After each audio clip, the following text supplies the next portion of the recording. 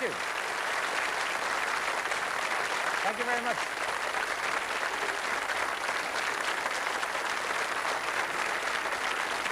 Thank you very much. Good evening. Good evening and welcome. Tonight we've got a great show for you, something to cheer you up after this afternoon's extravaganza in Edinburgh. What do you think? What do you think of the Irish team? Rubbish. You said it. You said it. Anyway, we've got a great show. Do you remember these? Have a look at these guys. David Jones, Mickey DeLance, Michael Nesmith. Yeah, and who's the last one? Peter Tork. Yeah, well, the Monkees are back and they are with us tonight. Also, love at first sight for a very romantic couple, but they sometimes have to trawl the sewers for their work. We'll be meeting that couple. We've an insider's view of the search for perfection in Hollywood. How would you like the legs of a Hollywood star? I suppose it depends whether it's Julia Roberts or Arnold Schwarzenegger, but anyway, we'll be talking to him, and we have this fantastic Hyundai Coupe to give away later on. Absolutely fabulous motor car. That's coming later on. We have an eliminator quiz to find the winner of that car, valued at over £16,000. But look, even if you're not one of our finalists, stay tuned, because if you entered our competition, either on a postcard or through the RTÉ guide, you could be in for a prize, okay? So stay tuned. Now, I reckon our first musical guests this evening have clicked their heels 3 times because they've returned to their true musical home, the infamous Setanta label. Their new album is called The Grand Parade. That's out shortly, and I think that'll probably tell you that they are one of Cork's finest bands. The new single is called Colours. I know you're going to like it. Will you give a warm welcome, please, to the Franken Walters?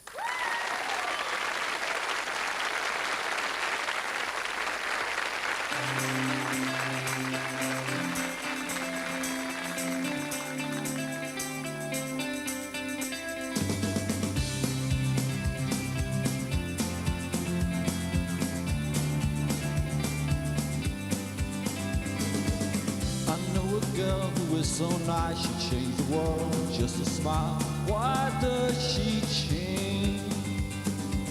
Her gentle heart and loving eyes, a day for real, a day disguised. It's such a shame. She only wears that color sometimes. She only wears that color sometimes.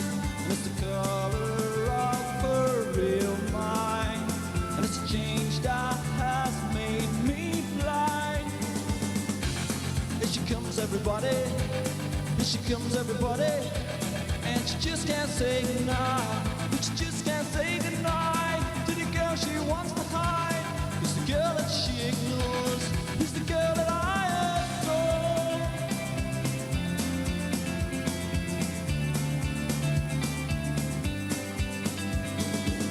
I saw her just the other day. She wouldn't stop, she wouldn't stay and talk with me. I met her then the other week, and she was kind and she was sweet. How can this be?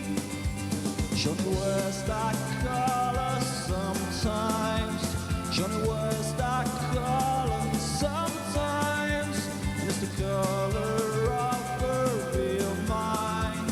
And it's a change that has made me blind. Here she comes, everybody. Here she comes, everybody. And she just can't say goodnight. But she just can't say goodnight to the girl she wants to hide. It's the girl that she ignores. It's the girl that I adore.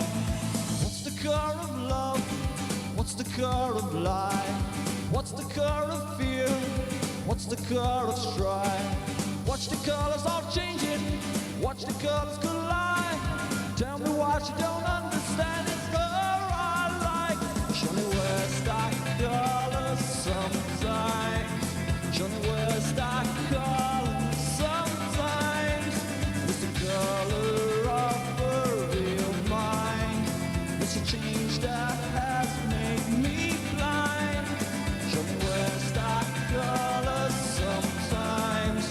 She only wears that color sometimes. It's the color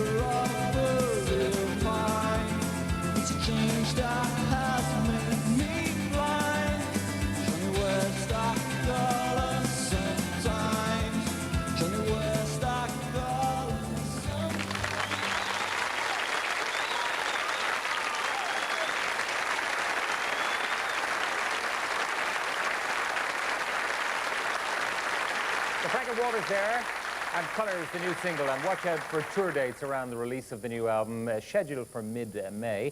And I want to wish the lads the very best of luck with the Grand Parade. It'll be a big hit in Cork, that's for sure. Now I want you to have a look at this.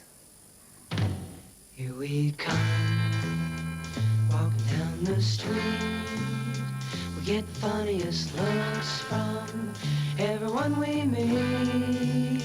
Hey, hey, we're the monkeys, and people say we monkey around, but we're too busy singing to put anybody down. We're just trying to be friendly. I'll come and watch you sing and play. We're the young generation, and we got something to say. Hey, we're the monkeys. You never know where we'll be found, so you better get ready. We may be coming to your town. Yeah, the Monkeys, and they're back. Have they changed? We shall see. Welcome, please, the Monkeys.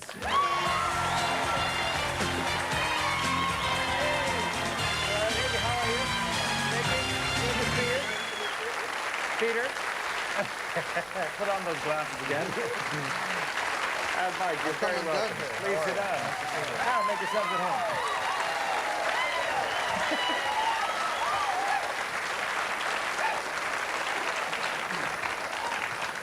Have they changed? Is this licorice? Look, it's great to see you guys back. The first question I have to ask you is why? Why are you doing this? Why are you putting yourselves through all this stuff, going on the road, doing What do you mean? concerts? Are you kidding? We were asked.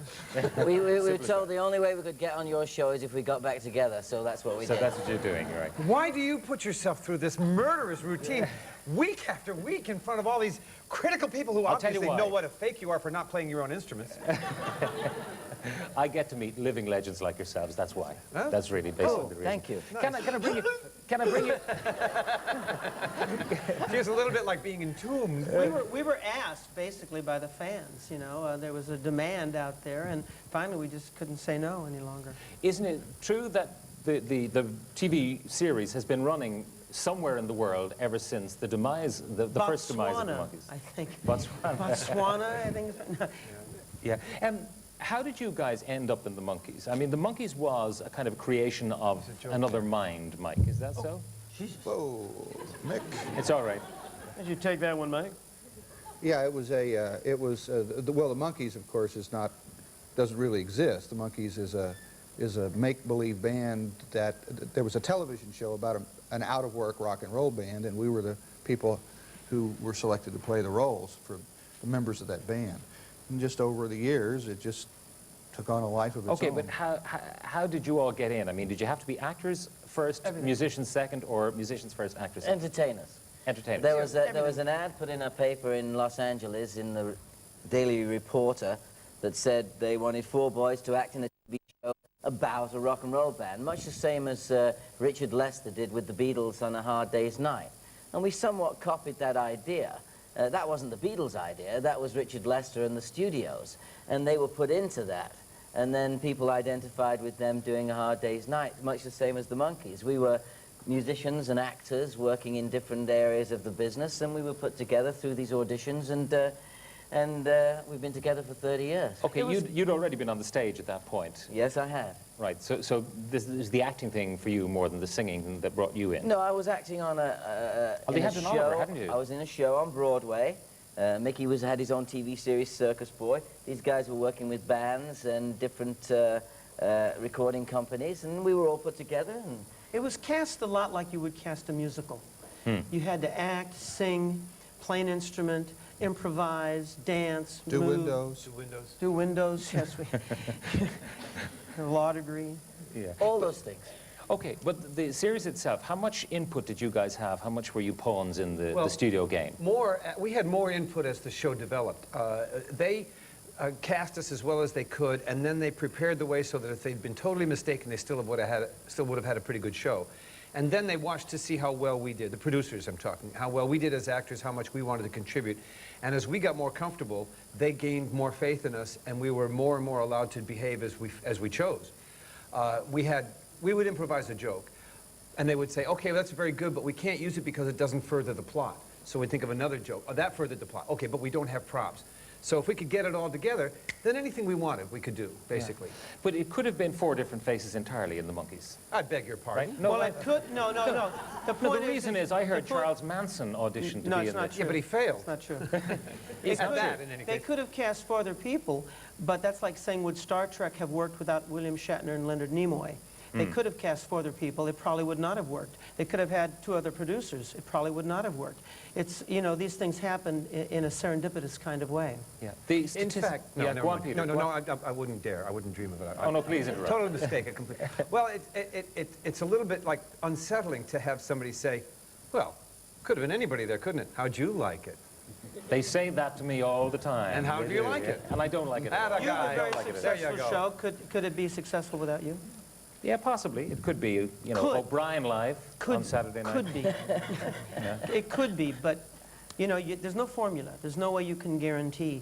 You can't just take anybody and put them on TV and expect them to be successful. It doesn't work like that. Could be Gagan Quinn Live on Saturday night. That's an in-joke. You guys won't get that joke.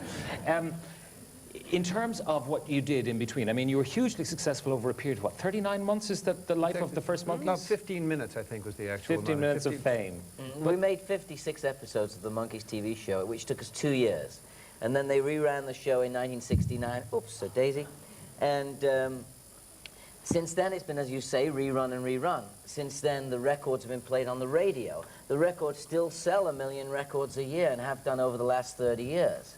And now we're back together with a new album. We just did a TV special in America, which was received fabulously. And we are now talking about doing a full-length feature movie. We're also touring with the Monkees. We're going to be, I believe, here In Belfast on the 9th and Dublin on the 10th of March. Yeah, and so it's a whole lot of things over the last 8 months. We've had an album, we've had a TV special, we've had a documentary, and now we're on tour. And from there, many, many different doors will open up, Yeah, all I was depending looking how at, interested we all stay. You have videos out now. You've got volume 1 and 2, which have on each of them 3 episodes of the TV series. And it's amazing how fresh it still is. First of all, the fashions have kind of come full circle. So, like, you were wearing slightly flared stuff, and that's all back in again. But let's have a look at an excerpt from one of the series. Take the last train to Foxville. I'll be waiting at the station. We'll have time for coffee, for later kisses, and a bit of conversation. No, no, no.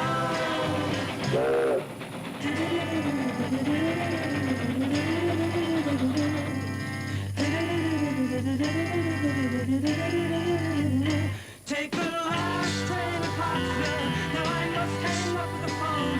I can hear you in this noisy railroad station. All alone, I'm feeling low. No, no, no. No, no, no. And I don't know if I'm ever coming home. Well done, guys. I gather you were freed from the train because you're here tonight, so Yes, survived. and Mickey shaved off the mustache. And you always kind of got the girl, didn't you, in those episodes? Just for the movies, yeah. Yeah. Well, it's not my fault, is it? Our I audience mean, here probably remember the original Monkey series, although it did run again and again in between. I mean, how many of you were into Mickey here? Come on.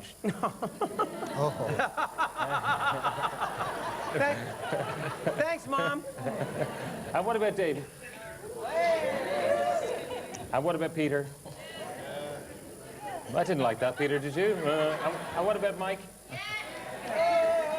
Yeah, and a lot of them would have you tonight now, guys, if they were let, that's for sure. Now, which one again was... Where are we staying, guys? What was the name of that What was hotel? the name of that hotel? And what room were you in? it was the guy over there on the right. Oh,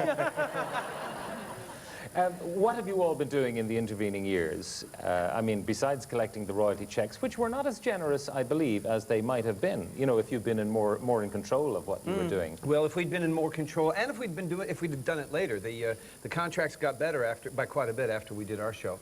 Back I then, mean, for other people. yes, sir. Yeah, right. The shows, our royalties ran out after the 11th time that any given episode was shown in any given market. We still got regular royalties off of the records, however. And yeah, go ahead, Mickey. So, no, about what we were doing in the interim? Yeah. I quite briefly lived in England, and I was a producer, and still am a producer and television director. Okay, and you have daughters in the business? 3 daughters. Only one is in the business. One in the business, yeah. Mickey? 4. You have 4 daughters. 4 daughters. 3 that I know of. Come on out, let's hear Mickey's daughter. Probably you haven't seen her in 57 years. Mick, here's your 4th daughter. 4 daughters. 3 in England. 1 in the States. And, She's and the one in the actress. business. Okay, Dave? I have 4 daughters, all girls. And for my sins, they say when you're the father of boys, you worry, but when you're the father of girls, you pray. For I was once a boy. And I work in the theater, and I tour and travel and play music with a band, and now I'm back with my favorite And band. you're also into the GGs, not the Bee Gees now, Yeah, the GGs. I rode my first winner last year at Lingfield Racetrack in England, and I'm open for any amateur rides here in Ireland. Just call the Jockey Club. I'm a good little jockey. I have a horse running on Tuesday at Lingfield, if anyone wants to look at the card. Yeah, what's it called? It's called, do I dare? Okay, well, here you go, Ireland. Here's a tip for you. It's called Dig Past. It'll win the 250 at Lingfield on Tuesday. Yeah, we'll let you know if it doesn't. Yeah. We'll be in touch. No worries. Famous last words. On the 10th, there'll be a lot of dissatisfied punters down at the point. If, No. You're confident. Dig past. I'm always confident. However mistakenly. Peter. I taught school for 3 years at secondary level in academics, and including being the baseball coach, which I guess is sort of the equivalent of being a cricket coach. Great third baseman. Yeah, I play a great third base. I don't play it very well, but the base itself is wonderful. And I've also been in a number of blues bands and traveled back and forth and like that. Okay, and Mike? About the same. Yeah, right.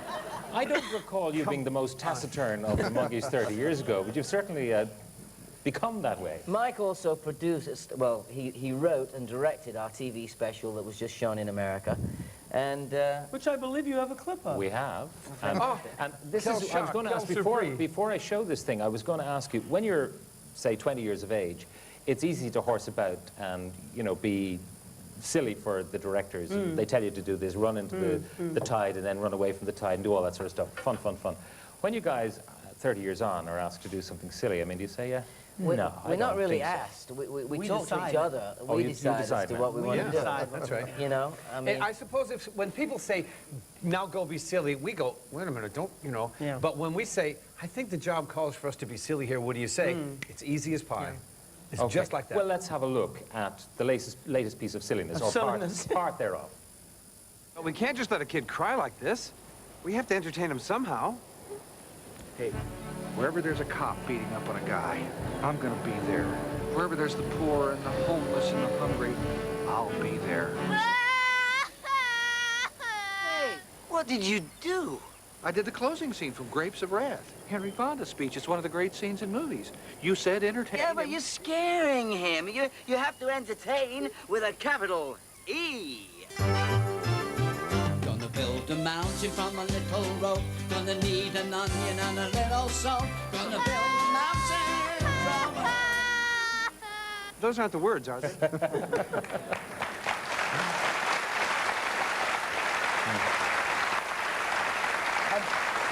At the time, how many millions of albums did you guys sell? Can you They say recall? 60 or something. 60 million, many singles? Oh, I thought that was about how many records overall we sold. Overall, Yeah, okay. 60 million. I think the thing about the TV show, just looking at that new clip from the special we just did in America, I think the thing about the Monkees, which really was good for the kids, is that you could actually tune into the Monkees anywhere along that half-hour program, and it didn't really matter. It didn't really matter. I think that was the beauty of it. It was also good, clean fun. I Yeah. mean, parents could let their kids watch the Monkees without any fear of Yeah, any kind that's of true. violence, well, except slapstick violence Yeah. and Yeah, right. stuff like that. But I was wondering at the time, because you were making so many episodes and cutting records and all this, did you have time to actually enjoy the success? Not at the time for me, not at all. It was 16-hour days for those 30... Oh, jeez! 16... I thought these things were props. 16-hour days for those 39 months, and no, there was very little time. Years later, I enjoyed myself, but not at the time. Yeah, I've made them pay. I enjoyed myself twice over after I got out of there. It was tough. Double time. You bought yourself out. Did you? Who bought themselves out? Nobody. Nobody. That's a myth. It's another one of those things like Charlie Someone's- Manson. Yeah, someone spent $160,000 buying No. themselves out of the monkeys. That did not happen, no? Absolutely You not. did? Yeah. You did? Yeah. You did? Yeah. I just quit. Why did you have to buy yourself out? It's a long story. Damn. I just walked away. I said, can I quit now? They said, well, if you You must. actually bought yourself out. Well, Mike, we want the money back. Yeah, you're buying yourself back in now. No, because when you bought yourself out, that really was the demise of the band, I presume. No. The show had been. We were all asked if we wanted to do another year, and I said no, not really. And then the opportunity came for me to record solo for a record company in the United States, but I was still under contract to the Monkees as a recording artist. So I had to buy that contract out in order to go forward with the other one. And I wasn't recording, so nobody cared. Nobody cared. See, when the show was canceled, as television shows are, Yeah. yours probably after tonight. No, After we wrecked you. we've ruined you. When shows are canceled, I mean, the actors, you know, the people on ER after that show is canceled, they're not going to hang out and operate on people, you know, every day. So when the show was canceled, the mechanism that was like controlling the Monkees and creating it just dissipated. There was no more monkey organization. Does somebody own the Monkees now, or do you guys own the Monkees? Well, de facto, I'm sorry. Yeah. De facto, we own it I'm in de the middle. facto. I'll do it. We sort of actually do. The technical rights reside with our the company that owns our record catalog, which is Rhino Records in the States. But they've tried to make Monkees without us, and it's always failed. So in reality, it's us. And you're writing your own stuff now That's it, and recording exactly. your own stuff, which wasn't the case originally. We have a brand new album called Just Us. It's got 12 new tunes on it. We wrote it, produced it, and played every note on it. And we'll be playing some of those songs when we do our concert here. And When was that concert again, Davey? The 10th of March. Thank you, Davey. One of his skills is ventriloquism. you know, it's a wonderful thing that's happening to us right now. There's got a lot of interest, not only for the personal appearances, but for the record, and also for a new movie that we hope to be making sometime late in the summer. In fact, we've signed a contract with Sony Pictures International. Excellent. Well, Now, if we could only get them to sign the contract. Bum, bum. On that note, look, my thanks to Mike and to Peter and to Davey and to Mickey. It's great seeing you Thank guys. you. Thank you very much for Thanks, joining us on the everybody. show. Thank you very much. Thank you very much. That's it from part one. See you in a couple of minutes' time. Thank you.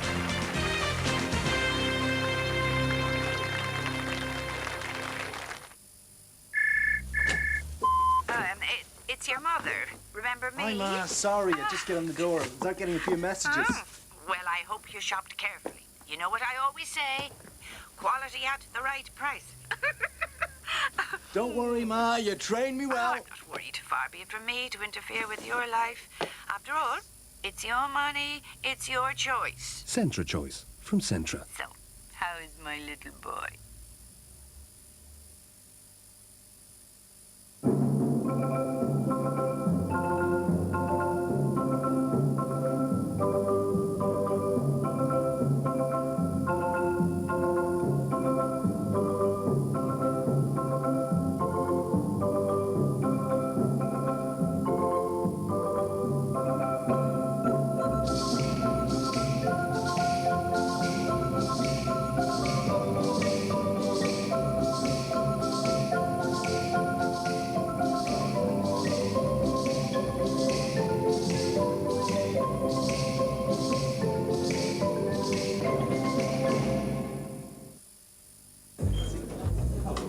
Julia.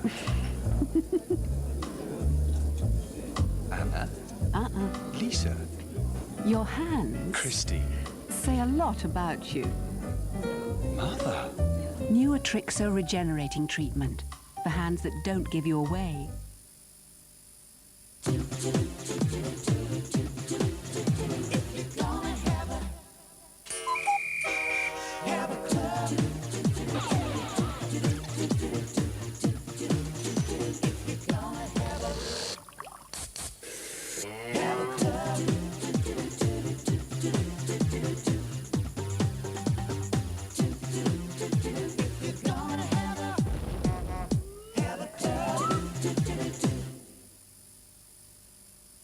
used to use soap and they just make you feel as if your skin had been stretched.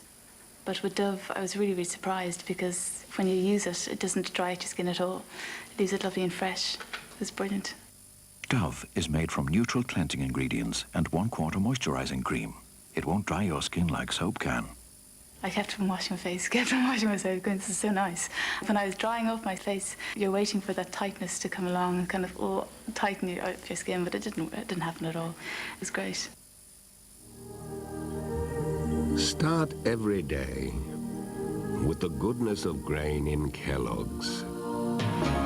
A breakfast cereal that has helped 4 generations of families to grow, to learn, to play, to live life to the fullest. Kellogg's, Ireland's favorite breakfast cereal. Kellogg's, fuel for life. To help care for your family's teeth and gums, you have to fight tooth decay, tartar, gum problems that can be caused by plaque bacteria, and use the antibacterial action of a mouthwash. Hi, Helen. Can't I get all this in one toothpaste? You've worked in the dental area. What do you use? Well, Anne, I'm not a dentist, but I use Crest Complete. We've taken Crest toothpaste and added the powerful antibacterial action of a mouthwash to help fight decay, tartar, and the plaque bacteria that can cause gum problems. Crest Complete. Protection all in one.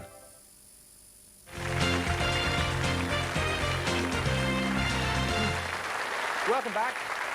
On the way in, we asked our studio audience here a simple question. In what Irish city is the Eurosong final being held next Sunday night, the 9th of March? Galway, Waterford or Limerick? The answer was? Waterford, of course. And I'm going to give someone something.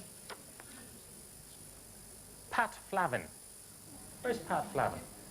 Hello, Pat. How are you? Where are you from? Youghal. From Youghal. Okay. What we have for you, sir, is a £500 voucher for Spar shops. Have you got a Spar near you? No, we'll find one. You'll find one, I'm sure you will. So there you are, Pat Lavin, £500 for you.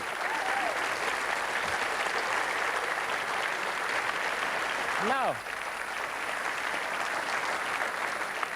I'd say after Davy Jones giving us the name of his horse, the odds, which might have been a bit generous, are probably going to fall dramatically for that race in Lingfield. But what are the odds that 2 youngsters in their late teens would fall in love at first sight, marry fairly quickly, one become a psychologist, the other a dentist, then go on to have 4 children, and here's where the long odds might come in. Somewhere along the way, independently, they decide to write crime novels in their spare time. And equally against the odds, both go on to become best-selling authors and chuck in their day jobs as a psychologist and a dentist. Pretty slim odds, I think, you'd have to agree. Well, my next guests have done just that. Will you give a warm welcome, please, to Jonathan and Faye Kellerman.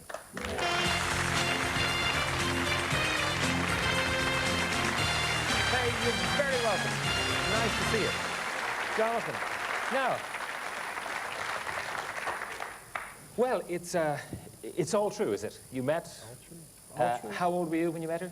21. And how old were you? 18. 18. And was it love at first sight, Faye? It was absolutely love at first sight. Who could not be in love with this handsome guy? There was a small age difference, which now is insignificant, but when you're 18 and someone's 21, that's a big difference. Where were you studying at the time? I was a college student, Faye, just out of high school. She thought I was the sophisticated older man, you see. I learned different later on. And how did you pursue her? Oh, I walked up to her and said, hi, would you like to come to my house? Because my parents were out of town. And she said, sure, and brought 10 people with her. Just to be on the safe side. Absolutely. Smart. I knew she was smart. But you did court her then? Absolutely. Very assiduously. People might get the impression that the two of you were born with silver spoons in your mouths. Not so. What's your background, Jonathan? My folks were poor to working class. My father did build up a company, but when I was a child, we lived in a motel for a short while, and working class, middle class background. Okay, no great amount of money. You had to struggle through college and all the rest. What about you, Faye? My mother was a housewife. My father owned a small supermarket. I used to work there on the weekends. I used to slice bread and bag bread and wait on customers. It was a great experience, actually. Okay, but no silver spoon either? Oh, absolutely not. I remember my mother, at the end of a week, she'd get the weekly allowance to run the house, counting out the pennies. That's how tight it was? It was very tight. But they've got you both to college. Absolutely. The two sets of parents, they were anxious that the two of you would get on. Now, you have something else in common. You both come from fairly religious backgrounds, too. Right. Correct. Religious Jewish families. Okay. And that, just as an aside, really, I mean, the last time you were here, you couldn't be on the show. To explain why? It was Sabbath. It was Friday night. I don't work on the Sabbath. And I love you, Pat, but I couldn't come on the show. That's right. And it's only because it's after sunset now. That's right. What did you do today now on the Sabbath? We never left the hotel room. We slept and read the entire time. We had just gotten into England about 5 days ago and was working pretty hard, so this was really... And you wouldn't do anything on the Sabbath? No. You wouldn't drive your cars? No. Use or electricity or anything like that. Use electricity? No. So use a phone? You don't use a phone? Which is really kind of nice not to be able to answer your phone. Get a little peace and quiet for 24 hours, which is nice. Yeah, so we had to wait until the sunset. We had to get you before the days stretched to be with us tonight. That's true. You were the one who got the first breakthrough. Right. Now, at the same time, you were struggling for a long time to get someone to accept your books. I am the 13-year overnight success. And I set out to write seriously in 1971 and published my first novel in 1985. So it was a very, very tough. I mean, the plain truth, I wasn't good enough, but when I got good enough, they published me. But as a small book, I think I got the equivalent for my first novel of $3 per hour to write the book. Wow. But I was very happy. Would you maybe put in a context how successful you are now? How many books have you sold? Probably about 20 to 25 million books. Oh, 25 like million. that, yeah. You're...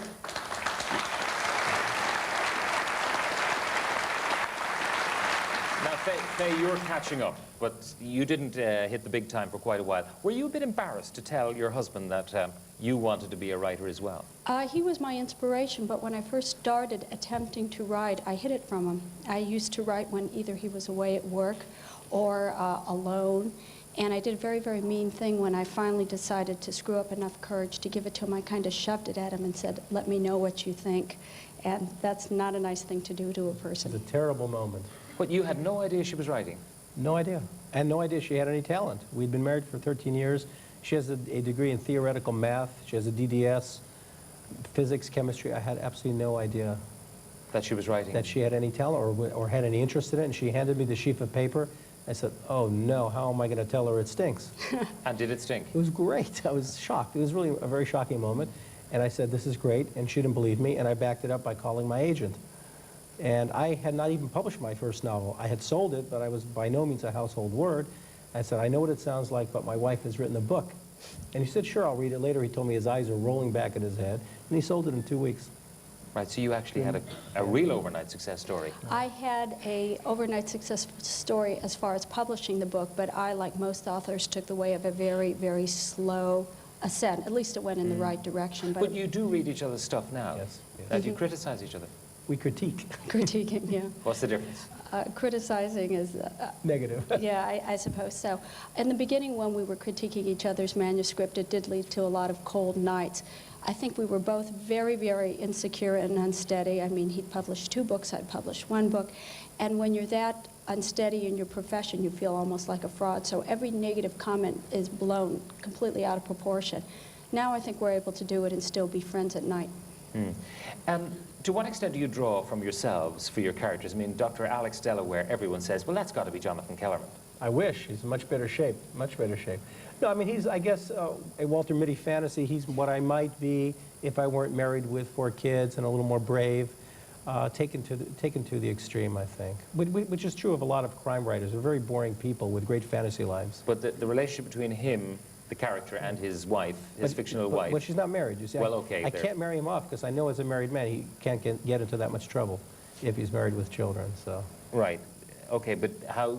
that relationship, is that the character of your relationship? No, no, really. I made him marry me.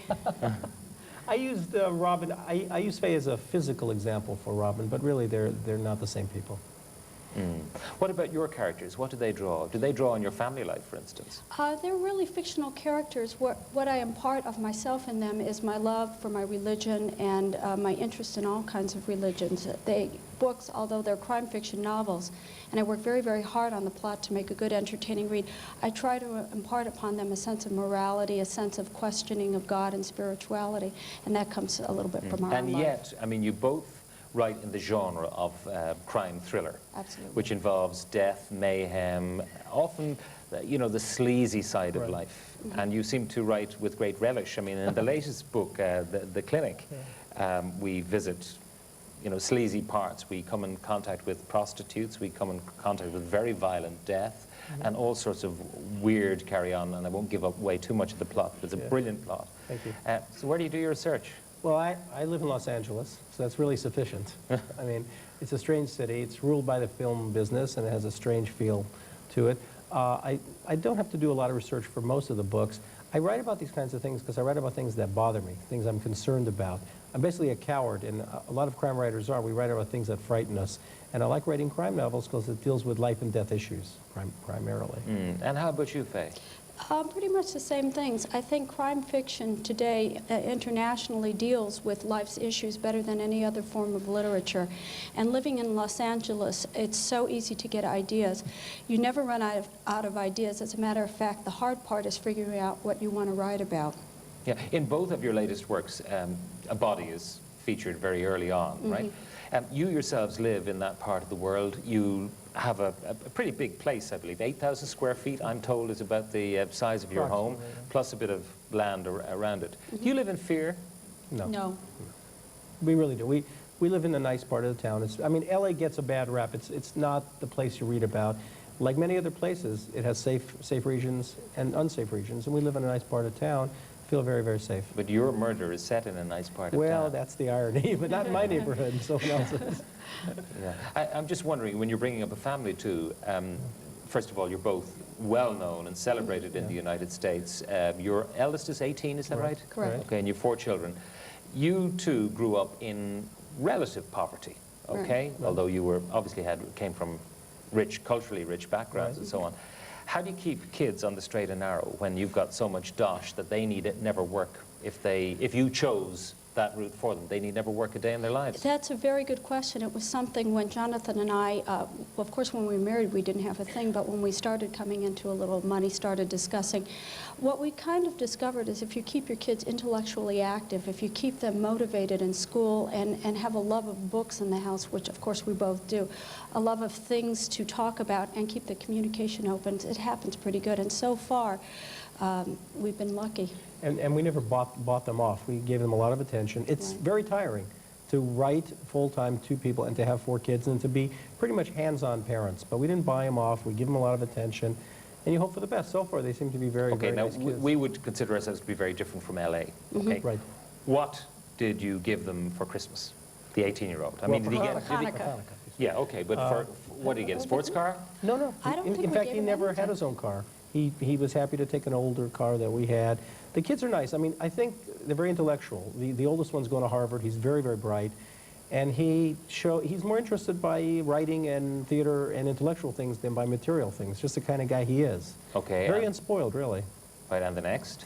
The next one wants to be a doctor. The 11-year-old wants to be a writer, and the 4-year-old walks around talking to herself, so it's hard to say. But they all seem like wholesome, but it's something you think about. And in fact, we would never set them up so they didn't have to work. I've told them all, I give you a little bit of money to ease things, but you're going to have to work, because I think money can be a big curse. I mean, and we don't want our children to grow up that way specifically. Yeah, because clearly in LA, there are a lot of very strange people around. It also has, it also helps, I think, that we have a good sense of community within this very, very large 10 million people Same friends city. for 40 years. Orthodox Jewish community, religion, we go to synagogue, we have a lot of family time. I don't want to make it sound like we're goody two-shoes, but we're basically very straight-laced. And we still have the same friends we had 40 years ago. And their kids play with our kids, so it's a subculture within the larger city. It keeps them grounded. Then they can go out and explore and do everything else that regular kids have, but they come back and it's kind of nice and safe. Yeah.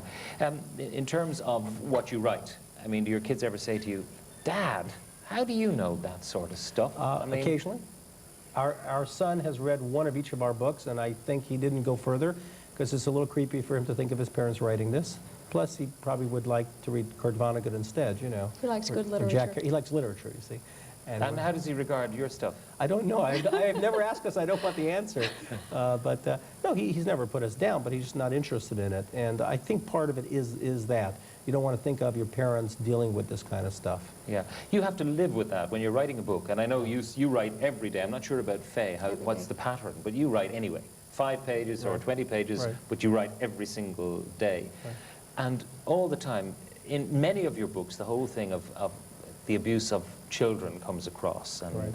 you know, again and again, and how children are shaped and formed by their experiences. You live with this. Does it not affect the way, you know, you live your own life when you're writing about this stuff? Well, I write really about family psychopathology and how the past comes back to haunt the present. And I do it because that's what I work with as a psychologist. And it was actually more difficult for me to be a parent and deal with very sick kids directly. That was tough because you deal with very sick kids, and then you come home and see your own. And you needed to work hard to separate and make sure you treated your child as a father and not as a therapist. But writing is more of a fantasy life, so I think it's a little bit easier, actually. And how about you, Faye? I don't find it particularly difficult. I try not to write in any lurid or sleazy kind of way.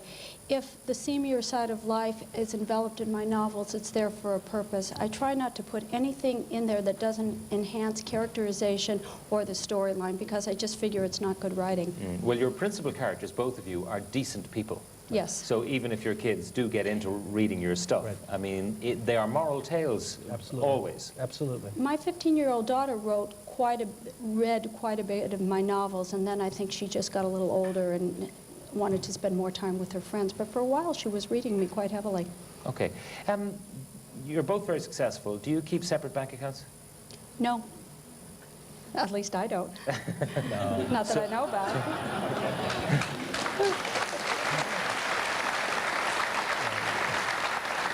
You know, so all the money from your books goes into your joint account, and vice versa. In fact, until recently, Faye handled all the money. I've only started doing it, and so she could have had it all. I would never have known. But we've been married for 25 years, so, you know, I figure there's a basis for trust there. Yeah, your parents thought you were crazy, didn't they? Oh, absolutely. Oh. To get married to each other so young. And we probably were. But And a lot of people would say that to marry that young is a recipe for total disaster. What's the difference in your case? I really don't know. I think we're very lucky that we have a lot in common. Is the only thing I can think about. It was, Jonathan is a very wonderful man. He's not stubborn, and we both have a good idea of what compromise is all about, and the rest was just pure luck. And hard work. I think it always takes hard work. Okay, but also your religion would have kept you together, do you think? I think so, Definitely. yeah. Because the social norm was not to get divorced. I mean, when you got married, the assumption was this was forever. It didn't always work out that way, but that was the starting point.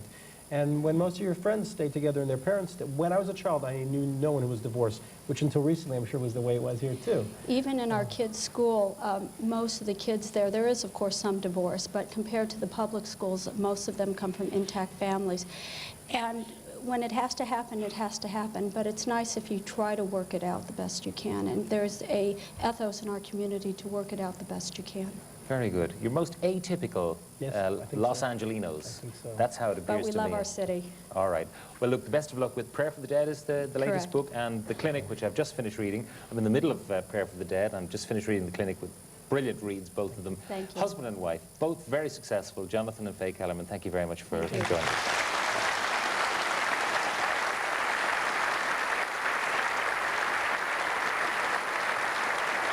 Well, now, it's time for our last Eurosong finalist, a singer-songwriter. This time her name is Michelle Costello, native of Dublin, living currently near Tullow in County Carlow. First time she's attempted Eurosong, but she's already composed a wealth of material, which you can see her performing often in the International Bar or in the Da Club in Dublin. This song is called Never Far Away, composed and performed for us now by Michelle Costello.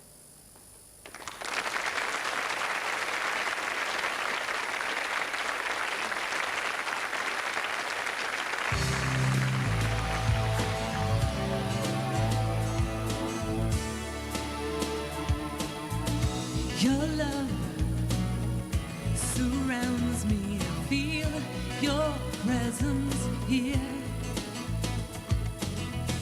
Your absence doesn't go unnoticed. I can still feel you near.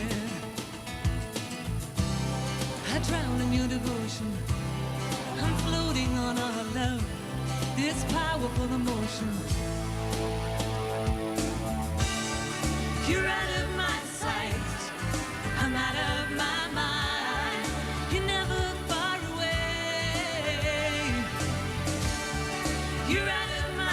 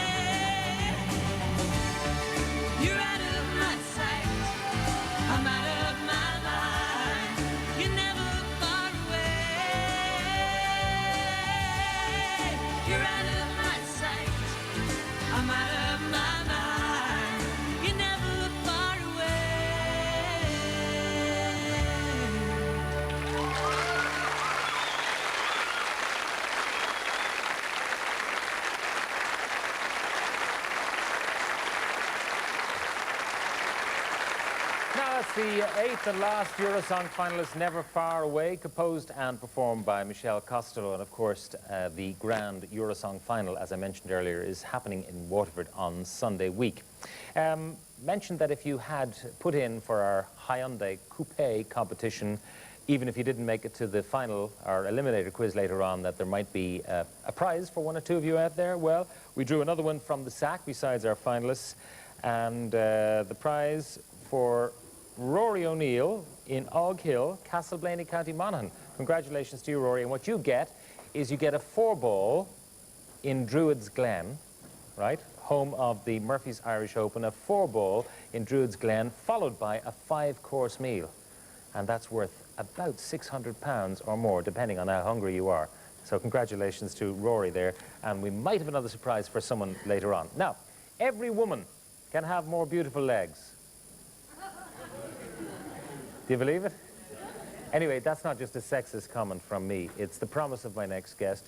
I just wonder if it holds true for the lads as well. Anyway, based on decades of experience as a trainer to the stars in Hollywood and as, at home as well, he makes the claim that if you follow his 6-week program, we can all improve on what we've been given. Will you welcome, please, Mr. Pat Henry? Hello,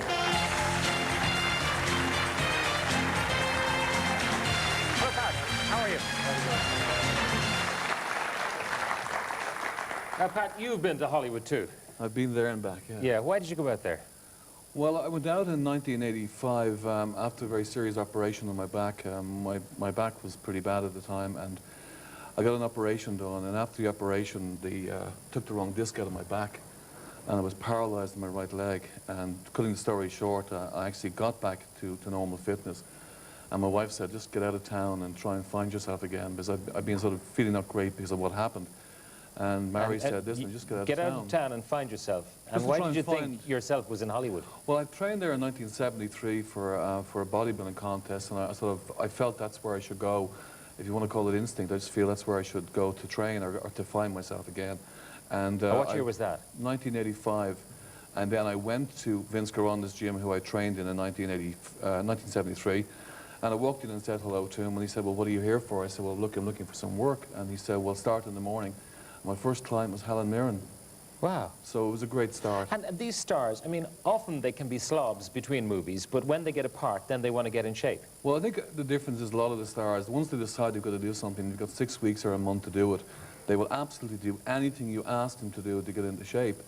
Where the average person say, oh, I'll do it next week or a month later or whatever. These people are so focused on what they've got to be on the set on the 1st of June or whatever, yes, but and they've got to be ready. They may be doing a nude scene, God forbid, and they might have to sort of strip off completely, so they have to be in shape, and every angle will be shown on camera, so they have to be in good shape. So you'll do exactly what you tell them to do. Okay, who else have you, besides Helen Mirren, who else have you trained? I've worked with Julie Ormond and Ellen Barkin, you know, David Bowie and Matt Dillon, and I finished with Michael Flatley before his show over in London, and then I was with Gene Butler as well, and a lot of other people that come into the gym. Okay, who's your favourite? Ellen Barkin. Ellen Barkin, why? Yeah. Well, I think she looks fantastic. She's a really, really nice person. She trains fantastically well, do exactly what she's told. And I think she's fantastic. My wife fancies Gabriel Byrne, so that's okay. Well, I was okay at the time. So it's okay for you to fancy Ellen. What about Hollywood, though? We heard Jonathan and Faye Kellerman talking about, you know, they live in a nice part of town where they don't come in contact with the weird and wonderful and wired side of Hollywood, but you did. Well, I lived in the Agoura Hills in California, which is, it's a really nice place as well, but I worked in Ventura Boulevard, where the Vince's gym was, and a lot of the Hollywood wives would come in about 6:30 in the morning, and again, they would arrive up in the limousines, they would arrive up dressed completely in the best, you know, training gear. They would never shower in case there may be a camera hidden somewhere that would photograph them in the loo or in the shower area or whatever. So they would always keep all the gear on. They would go out sort of with the makeup maybe sort of a little bit tattered, but they would never shower in the area. And what was their objective? Well, their objective was, their attitude is that they will do anything to keep their husbands happy, because their husbands are the most powerful people in Hollywood in the movie business. And I did ask them, so why do you do all the things that you have to do? They said, it's very simple.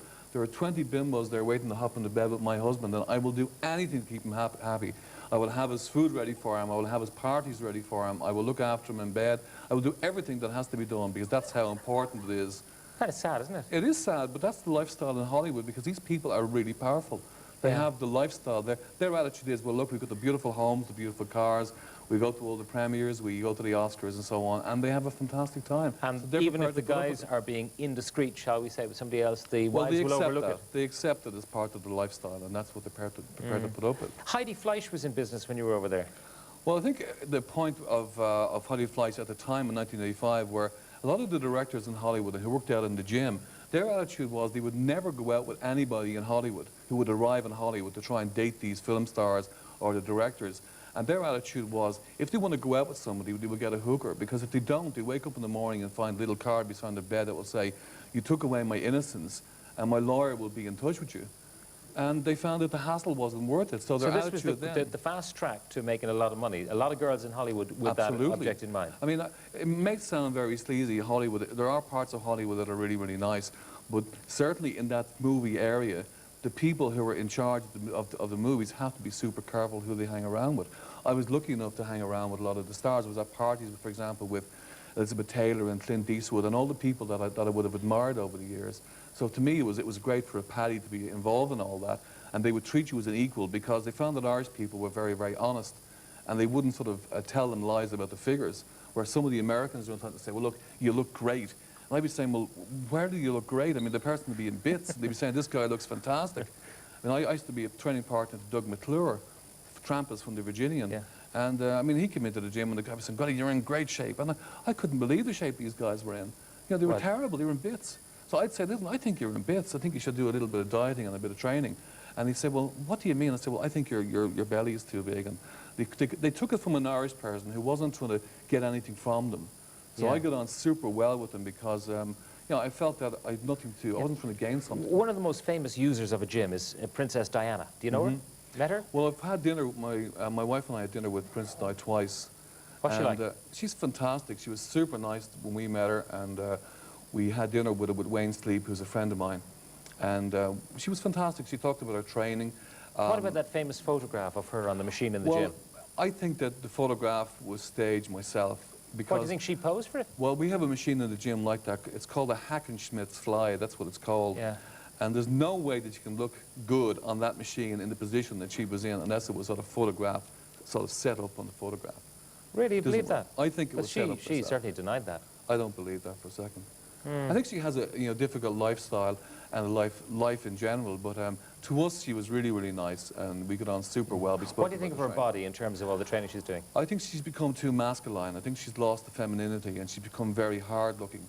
I think that happens a lot of women who get into very, very hard training. Demi the Moore. body starts producing more male hormones and they start getting really, really hard looking and they lose that softness. You mean without taking any testosterone or anything like that? Nothing. By virtue of actually building muscle, you start to produce if male a woman hormones. starts training with heavy weights, as Princess Di would have done, she starts producing, the body will start to produce more male hormones, and she will find then that you start getting more muscular. And if you look at her photographs early and late, her legs have become very muscular, her arms have become very hard looking, and her face has become defined. And I think that is from, again, the training is too hard. She trains every day of the week, which is madness anyway. Yeah. But I mean, they're obsessed of not getting it down. Look, you've brought this book out called Hollywood Legs, The Secrets of the Stars. Well, right, and I mean, do you want to have a look maybe at this? Your legs, so it's okay. What do you think of those legs, folks? Now, any one of you in the audience can have legs like that, if you follow Pat's, is that right? Well, I don't think you'll end up like Cindy Crawford if you follow the program. But what I'm saying is to the average person out there that you can improve the shape of your legs with no problems. The exercises are 25 exercises that I have found to be the most successful, working with all these people that we've worked with.